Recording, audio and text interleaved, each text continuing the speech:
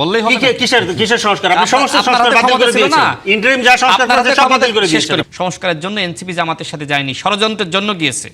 BNP Awami লীগকে ধরবে আর vote ব্যাংকটা আপনারা নেবেন নাকি? আমি তো মনে করি ভবিষ্যতে, অদূর ভবিষ্যতে ডক্টর মোহাম্মদ ইউনূসই হবে এনসিপির আহ্বায়ক।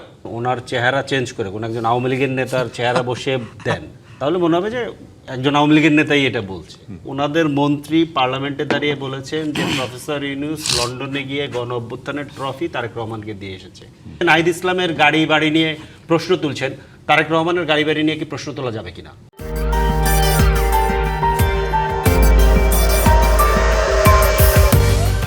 যে পলাতক যে ফ্যাসিস্ট শক্তি, তারা যে যে অপরাধ গত 15-16 বছরে করেছে, প্রত্যেকটা অপরাধের যদি আপনি বিচার প্রপারলি করেন তাহলে অটোমেটিক্যালি এই জায়গাটা বন্ধ হয়ে যায়। কিন্তু বিচার প্রক্রিয়ার ক্ষেত্রে আমরা খুব বেশি কথা বলতে দেখছি না, এবং এই ব্যাপারটা নিয়ে সরকার কিংবা সরকারি দলের কোনো কনসার্ন ওইভাবে আলাদাভাবে দেখা যাচ্ছে না। মানে বিচার তো এখানে অনেকগুলো বিচার আছে, শুধু ধরেন জুলাইয়ের গণহত্যার বিচার না, এর পাশাপাশি ধরেন 3টা নির্বাচন, আপনার মানে কি বলে যে মানে ইতিহাসের সবচেয়ে বেশি গুম খুন সম্ভবত হয়েছে এই সময়ে, টাকা পাচার হয়েছে, $234 বিলিয়ন কথা আমরা শুনেছি। এরকম মানে শত শত অপরাধ আছে, বড় বড় অপরাধ। দেখেন, ডক্টর মোহাম্মদ ইউনূসকে অনেকে মনে করে যে খুব ফেরেস্তা মানুষ, কিন্তু আমার দেখা মতে, আমার জানা মতে, যেহেতু সরাসরি অনেকগুলো প্রশ্ন আমি তাকে করেছিলাম, বিশেষ করে যে সময় তিনি দেশের বাইরে গিয়ে একজন তরুণকে মাস্টার মাইন্ড হিসেবে তিনি সেখানে পরিচিতি করালেন। তা আমি তার প্রেক্ষিতে দেশে আসার পরে আমি তাকে প্রশ্ন করেছিলাম যে আপনি যে একজনকে মাস্টার মাইন্ড হিসেবে পরিচিত করালেন, তিনি কি আসলে মাস্টার মাইন্ড? একজনকে এই আন্দোলনের মাস্টার মাইন্ড বলে বাকিদের অবদানকে আপনি খাটো করতেছেন। তখন তিনি রেগে মেগে তার প্রেস সচিবকে বললেন, লেখেন সে মাস্টার মাইন্ড না। তার আচরণটা ঠিক এইরকম। তিনি ওই চেয়ারে বসে যেভাবে সব দিকে তাকাতে হয় তিনি তাকাননি, তিনি শুধুমাত্র একটা দিকে তাকিয়েছেন, সেটা হলো এনসিপির দিকে। একটা দল তাকে গঠন করতে হবে। এখন তো আমি যে বলা হয় যে শেষ পর্যন্ত বিএনপিকে উনি নাকি একটা আমি তো নিজে আসলে এই ঘটনাগুলোর সাক্ষী। দেখেন, নির্বাচনের ঠিক কয়েকদিন আগে তিনি বললেন যে এই তরুণদের অনেকে মন্ত্রী হবে। তো আমি যে কথা বললাম, আপনি বললেন তাকে প্রশ্ন করবেন, তাই না? তো এই তরুণদের অনেকে কিভাবে মন্ত্রী হবে সরকার গঠন না করলে? বলেন, ওই প্ল্যানটা প্রধানমন্ত্রী হবেন এটাও বলা হয়েছিল। এক্স্যাক্টলি ওই প্ল্যানটা তাদের ছিল। ডক্টর মোহাম্মদ ইউনূস দেশের বাইরে গিয়ে কি বলেছিলেন? বাংলাদেশে একটি মাত্র দল ছাড়া আর কেউ নির্বাচন চায় না। সেই দল কোনটি? বিএনপি নির্বাচনের বিষয়ে সোচ্চার ছিল। আর সার্জিস আলমরা বলছিল ডক্টর মোহাম্মদ ইউনূসকে 5 বছর ক্ষমতায় থাকতে হবে। নাসিরউদ্দিন পাটোয়ারিরা বলছিল 12ই ফেব্রুয়ারি কোনো নির্বাচন হবে না। জামাতের সেক্রেটারি জেনারেল নিজেই বলেছিল সংস্কার আর পেঁয়াজ ছাড়া কোনো নির্বাচন হতে দেওয়া হবে না। তো ষড়যন্ত্রগুলো ছিল না? এই ষড়যন্ত্রের সাথে শুরুতে এনসিপি ছিল না? তারা দেখবেন যে নির্বাচনের আগে তারা ব্যাপকভাবে জামাতের বিরুদ্ধে সোচ্চার হয়েছিলেন। তারা বলেছিলেন যে জামাত বাংলাদেশে কোনো সংস্কার চায় না, পিয়ারের নামে জামাত প্রতারণা করছে।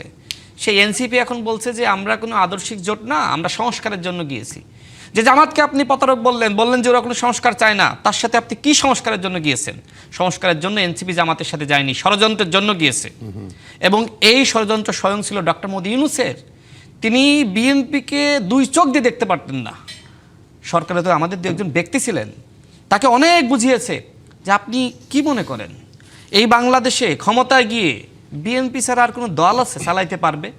আজকে আমাদের এনসিপির বন্ধুরা কথায় কথায় শুধু বলে যে বিএনপি চাঁদাবাজি করে, এই একটা কথা ছাড়া আর কোনো কথা তাদের মুখে নাই। তো করে তো বিভিন্ন জায়গায় অভিযোগ তো আছে, এই একটাই। হ্যাঁ, কিছু তো আছে, অভিযোগ কিছু তো আমি তো বলছি, শুনেন। এবং দল থেকে 7,500 কর্মীকে বহিষ্কার করা হয়েছে। বিএনপি একটি বড় দল। তো এই বড় দলের মধ্যে সবাই যে ফেরেশতা এরকম না, কিছু খারাপ মানুষ তো আছে। ফরিদ ভাই আবার বললেন যে সরকারের প্রশ্রয়ে নাকি আওয়ামী লীগ মাঠে নামছে। আপনি কি করছেন? আমি এটা 30 সেকেন্ডে শেষ করি। তো সরকারের প্রশ্রয়ে আওয়ামী লীগ মাঠে নামছে, জামাত এনসিপি কি করছেন? আপনারা আন্দোলন করে নিষিদ্ধ করিয়েছেন, তো আওয়ামী লীগ মিছিল করছে, এনসিপি কেন নামতেছে না? সব দায় আপনি বিএনপিকে দিবেন। মানে বিএনপি আওয়ামী লীগকে ধরবে আর ভোট ব্যাংকটা আপনারা নেবেন নাকি? মানে আপনারা আওয়ামী লীগের ভোটটা নেবেন, তাই তো? এই ধান্দায় আছেন। আমরা দেখি না নাহিদ ইসলাম কি বলেছে, ছাত্রলীগে যারা আছেন আমাদের দলে যোগদান করতে পারেন। তো আওয়ামী লীগের পুনর্বাসনে এই বাংলাদেশে তো শুরুই করেছে হান্নান মাসুদ। 5 আগস্টের পরে 7 আগস্ট সর্বপ্রথম আওয়ামী লীগের সাথে মিটিং করেছে। আমি তো একটা তথ্য দিয়েছি, প্রচার করেছি না, জাতীয় মিডিয়াতে তো নিউজ হয়েছে, টেলিভিশনে প্রচার হয়েছে। তো হান্নান মাসুদ দায় তো আওয়ামী লীগের শহীদের রক্ত শুকায় নাই, সেই সময় হান্নান মাসুদ আওয়ামী লীগের পুনর্বাসন শুরু করেছে, জামাত এবং এনসিপি বাংলাদেশে আওয়ামী লীগের পুনর্বাসন শুরু করেছে। আপনি আওয়ামী লীগের কোলে তুলে নাচবেন আর বিএনপিকে বলবেন ওদের বিরুদ্ধে ব্যবস্থা নেন। আপনি আগে ঠিক হন, বিএনপি উপযুক্ত ব্যবস্থা নেবে। এনসিপি, জামাত এবং ইন্টারিমের একটা অংশকে নিয়ে যে এই ফ্রেমিংটা উনি দাঁড় করাইলেন, খুব ইন্টারেস্টিংলি যদি ধরেন লাইভ না করে আপনি যদি এটার ভিডিও পরে ধরেন ওনার চেহারা চেঞ্জ করে কোনো একজন আওয়ামী লীগের নেতার চেহারা বসে দেন, তাহলে মনে হবে যে একজন আওয়ামী লীগের নেতাই এটা বলছে। এআই করে দিলেন। হ্যাঁ, এআই করে যদি একটা আওয়ামী লীগের নেতার চেহারা বসে দেন, তাহলে মনে হবে যে একজন আওয়ামী লীগের নেতা যে বক্তব্য দিতেন উনি সেই বক্তব্যগুলোই দিয়েছেন। দেখলাম ফরিদ ভাই আমার সাথে ছিল, সেখানে আরেকজন ঠিক তার বন্ধুর মতনই, তাকে কিন্তু আবার আওয়ামী লীগ নেতা বলেছিল। এরকম আর কি। তো ব্যাপারটা হচ্ছে যে ধরেন ইন্টারিম নিয়ে ধরেন যেভাবে ইয়েটা করেন, ওনারা ফ্রেমিংটা দেন, কিন্তু ওনাদের মন্ত্রী পার্লামেন্টে দাঁড়িয়ে বলেছেন যে প্রফেসর ইউনূস লন্ডনে গিয়ে গণ অভ্যুত্থানের ট্রফি তারেক রহমানকে দিয়ে এসেছে, কিন্তু ইন্টারিমের সকল দায় দায়িত্ব আমাদের। উনি ধরেন প্রফেসর ইউনূসকে যেভাবে টার্গেট করলেন, এরকম টার্গেট আমরা দেখেছিলাম খলিলুর রহমান সাহেবকে করতে, যে একজন আমেরিকান নাগরিককে বাংলাদেশের নিরাপত্তার কেন তুলে দেওয়া হলো। সে এখন কি বলে যে বাংলাদেশের পররাষ্ট্রমন্ত্রী, কয়েকদিন আগে উনি জাতিসংঘের সাধারণ পরিষদের সভাপতি হয়েছেন। শোনা যায় যে এই সভাপতি বানানোর জন্য, যেহেতু এটা একটা খুবই গোপন রাষ্ট্রীয় কি বলে যে অ্যারেঞ্জমেন্ট, এটা তথ্য পাওয়াটা কঠিন, কিন্তু শোনা যায়, আপনারা মিডিয়ার লোক, আপনারা চাইলে কোনো একটা সার্চ লাইট অপারেশন চালাইলে এটা পেতে পারেন, স্টিং অপারেশন, যে ওনাকে সভাপতি বানানোর জন্য সরকারের তহবিল থেকে কত টাকা খরচ হয়েছে, কোন কোন এম্বাসিকে ওইখানে ইনভলভ করা হয়েছিল, নিশ্চয়ই এটার জন্য মোবিলাইজ করতে হয়েছে। তো নাহলে আপনি 99টা ভোট তো পান না। এটা তো অ্যাজ ইফ এরকম না ওয়ান ফাইন মর্নিং খলিল সাহেব গেলেন আর একটা জেনারেল অ্যাসেম্বলির মধ্যে সবাই ভোট দিয়ে দিল, ব্যাপারটা তো তা না। ওই যে 99টা ভোট 99 জায়গাতে না হলেও অন্তত 10টা ব্লক, পুরো বৈশ্বিক ব্লক, সেই জায়গাগুলোতে তো তদবির কিংবা লবিং করতে হয়েছে, এটা ছাড়া তো উনি হন নাই। সেজন্য সরকারের কি পরিমাণ লোকজনকে নিয়োগ করা, কি পরিমাণ পয়সা খরচ করা, এই জায়গাগুলো কিন্তু হয়েছে। অথচ ওনারা বলেছিলেন যে উনি নাকি হচ্ছে বিদেশি নাগরিক, তাকে এটা দিয়ে দেওয়া হয়েছে ইন্টারিম। এবং এটা আসলে ওনাদের একটা কিন্তু দারুণ খেলা। এই প্রফেসর ইউনূসকে ওনারা এরকম বলছেন, পরে আবার দেখা গেল যে প্রফেসর ইউনূসই কোনো একটা বড় পোর্টফোলিও নিয়ে ওনাদের সাথে কোনো একটা ইয়েতে কাজ করতেছেন, এরকম হতে পারে। উনি শুধু বললেন যে চাঁদাবাজি ছাড়া কোনো অভিযোগ দেওয়া যায় না। আমি ওনাকে পরিষ্কারভাবে বলি, বাংলাদেশের যে বর্তমান সরকার তথাকথিত 2/3 মেজরিটির জোরে জনগণের যে গণরায়, সেই গণরায়কে উপেক্ষা করেছে। সংবিধান সংস্কার পরিষদের শপথ নেন নাই এবং সংবিধান সংস্কার পরিষদ গঠন করা হয়নি, উপেক্ষা করা হয়েছে একদম একদম। এবং যে সমস্ত সংস্কার কার্যক্রম ইন্টারিম গভর্নমেন্ট শুরু করেছিলেন, যেগুলো জনগণের পক্ষের সংস্কার, সমস্ত সংস্কারকে বাতিল করে দেওয়া হয়েছে। আর যেগুলো ওনাদের পক্ষে, সেগুলোকে আবার ওনারা ঠিক রেখেছেন। বাংলাদেশ ব্যাংক রেজুলেশন দেখেন, সুপ্রিম কোর্ট সচিবালয় দেখেন, এই যে ধরেন মানবাধিকার কমিশন দেখেন, গুম অধ্যাদেশ দেখেন, এরকম অনেকগুলো জায়গা আছে, সবগুলোকে বাতিল করে দেওয়া হয়েছে।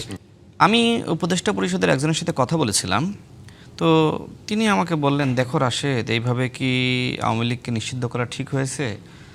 বরং আন্তর্জাতিক অপরাধ ট্রাইব্যুনালে দল হিসেবে আওয়ামী লীগের বিচার হতো, কিন্তু সন্ত্রাস বিরোধী আইনে তাদেরকে নিষিদ্ধ করা হয়েছে, এটা তো টিকবে না, টেকে না। এটা জামাতকে এভাবে নিষিদ্ধ করা হয়েছিল।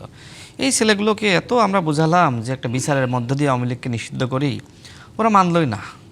তো একটা পর্যায়ে নাকি তাদের আচরণে ডক্টর মোহাম্মদ ইউনূস স্যার পদত্যাগ করতে চেয়েছিল। মানে এই যে হাসনাত সাহেবরা যেভাবে তারা যমুনা ঘেরাও করে বসেছিল, তো উপদেষ্টা পরিষদের অনেকে বোঝালো যে না, ছেলেগুলো যেহেতু আন্দোলন সংগ্রাম করেছে, একটা দাবি করছে, আপনি মেনে নেন। পরে উপদেষ্টা পরিষদের কয়েকজন ডক্টর মোহাম্মদ ইউনূসকে বুঝিয়ে এই নিষিদ্ধ করালো। তো ফলাফলটা আসলে কি? বিএনপি কী চেয়েছিল? বিএনপি চেয়েছিল যে বিচারের মধ্য দিয়ে আওয়ামী লীগের সাংগঠনিক বিষয়ে পদক্ষেপ নেওয়া হবে, কিন্তু আপনারা কি করলেন? জামাতকে যেমনিভাবে নিষিদ্ধ করা হয়েছিল, আওয়ামী লীগকে একইভাবে নিষিদ্ধ করতে বাধ্য করলেন। এইটা আসলে আমার মনে হয় একটি ভুল পদক্ষেপ। সেটা এখনই বোঝা যাবে না, সেটা আরও পরে আমরা এটা বুঝতে পারবো।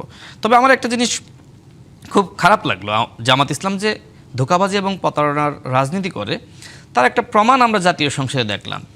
এই জামাতের আমির আন্দোলন করলো, আবার যে সময় বিএনপির পক্ষ থেকে জাতীয় সংসদে আওয়ামী লীগ নিষিদ্ধের অধ্যাদেশ উত্থাপন করা হলো, তখন বলল আর কি 2টা দিন আমরা পেতাম না, একটু আলোচনা করতাম। মানে কি? মানে আওয়ামী লীগের প্রতি, ভোট ব্যাংকের প্রতি আপনি সহানুভূতি, ভালোবাসা দেখাচ্ছেন। আপনি নিষিদ্ধ করাইলেন, তখন তো সরকার নিষিদ্ধ করে নাই, আপনি করাইছেন, আন্দোলন করেছেন। তো এখন কেন আওয়ামী লীগের বিরুদ্ধে আন্দোলন করবেন না? মানে সব বিএনপির নাকি? বিএনপির দায়িত্ব, আর ভোটটা আপনারা নেবেন। ওই যে মুজিব ভাইয়ের কাছে ভোট চাইছে না তাহের ভাই, ঠিক আমাদের নাহিদ ভাই এখন কি বলতেছে, ছাত্রলীগের যারা আছেন অপরাধ করেন নাই, আসেন এনসিপিতে যোগ দেন। আমার কাছে এখন মনে হচ্ছে যে এনসিপি জামাতের আরেকটি প্রতিষ্ঠান, অর্থাৎ এনসিপিকে জামাতের আরেকটি প্রতিষ্ঠান হিসেবে দাঁড় করানো হচ্ছে। আপনার এই যে আপ বাংলাদেশের যারা ছিল এরা তো সবাই শিবিরের নেতা, এরপরে বিভিন্ন জায়গায় যারা যুক্ত হচ্ছে সবাই শিবিরের নেতা।